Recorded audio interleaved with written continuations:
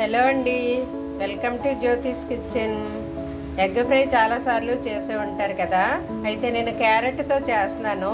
క్యారెట్తో egg fry కలిపి చేస్తున్నాను.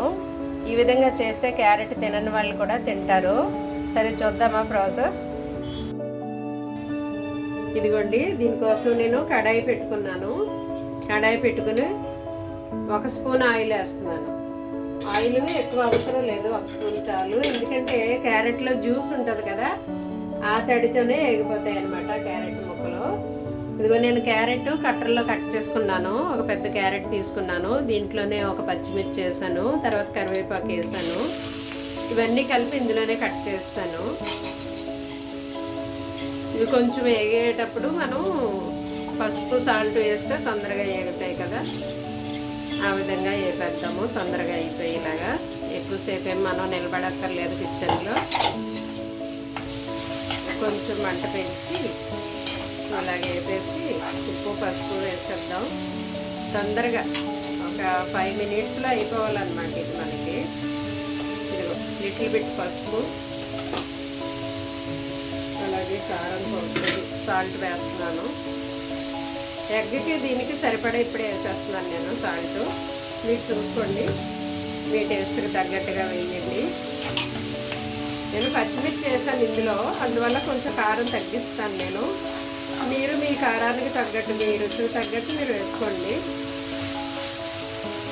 చాలా ఈజీ ప్రాసెస్ అండి. ఇవన్నీ మనం కట్టర్లో కట్ చేసుకున్నాం అనుకో చాలా త్వరగా అయిపోతుంది. ఇలా కూరగాయలు కట్ చేసుకుని కట్టర్ కొని పెట్టుకోండి. ఇంట్లో అన్ని అవైలబిలిటీ పెట్టుకుంటే వంట తొందరగా అయిపోతుంది.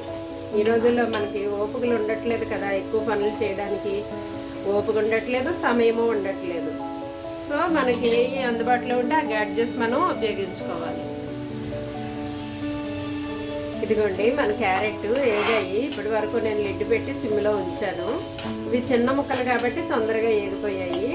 ఇప్పుడు నేను ఇందులో ఎగ్స్ పగలగొట్టేస్తాను. ఇది ఒక ఇద్దరికి సరిపోతుందండి. నేను 2 గుడ్లు వేస్తాను. మీ స్టవ్ కావాలి, గుడ్డు ఎక్కువ కావాలనుకుంటే 3 గుడ్లు వేసుకోండి. సరేనా? ఇందులో 2 గుడ్లు వేసాను. దీన్ని క్యారెట్తో ఇలా కప్పేస్తాను.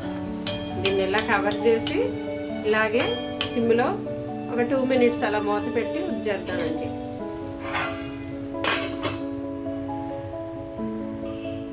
చూద్దామండి ఎంతవరకు వచ్చిందో. అయ్యిందండి. దీన్ని ఇప్పుడు ఇలాగా కొంచెం ఎగ్గని కట్ చేసి, నేను కారం వేయలేదు, పచ్చిమిర్చి చేశాను. సో కారం ఇప్పుడు యాడ్ చేస్తాను నేను కొద్దిగానే, ఎందుకంటే పచ్చిమిర్చి ఉంది కాబట్టి ఘాటు ఎక్కువ అవుతుంది. చూసుకోండి, మీ రుచికి తగ్గట్టు కొద్దిగా వేస్తే చాలు. ఇందులో మిరియాల పొడి కూడా వేస్తే బాగుంటుందండి, ఆ ఫ్లేవర్ బాగుంటుంది ఎగ్లోకి. మీ ఇష్టం, ఇది పూర్తిగా ఆప్షనల్. కావాలనుకున్న వాళ్ళు వేసుకోండి, వద్దంటే స్కిప్ చేయండి. లిటిల్ బిట్ ఇది బ్లాక్ పెప్పర్ వేసాను. ఓకే, దీన్ని ఇప్పుడు కలుపుదాం. అంతే అండి, అయిపోయింది. 5 మినిట్స్ అంతే. మీకు ఇంకా కావాలి గుడ్డు ఎక్కువ అనుకుంటే ఇంకో గుడ్డు వేసుకోండి, ఇంకో 2 గుడ్లు వేసుకోండి, నో ప్రాబ్లం, మీ ఇష్టాన్ని బట్టి.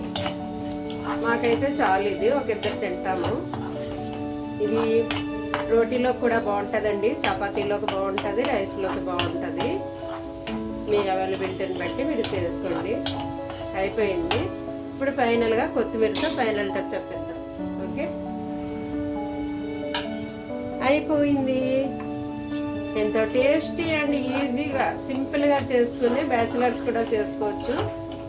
సింపుల్గా చేసే మన క్యారెట్ ఫ్రై విత్ ఎగ్ అయిపోయింది, రెడీ. ఓకే, డిష్ అవుట్ చేసుకుందాం. Thank you for watching.